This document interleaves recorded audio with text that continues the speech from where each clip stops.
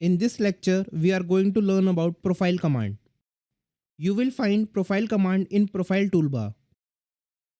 Select first point, second point, third point. Now you can see that it is different from line command. In line command, we need to select line again and again, while profile is a continuous line. Again select profile, draw a line. You will find few options here, that is line, tangent arc, 3-point arc.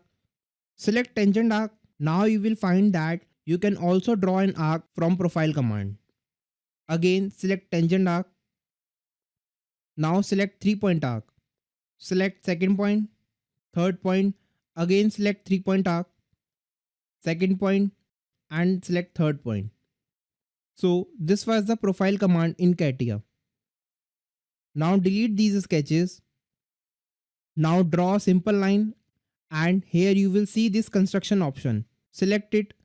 Now you can see that it converted the line into a construction line. You can also remove construction line. Now draw a circle.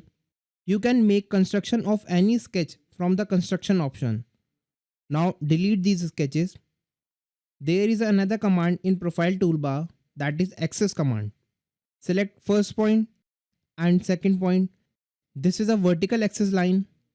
Now draw horizontal axis line.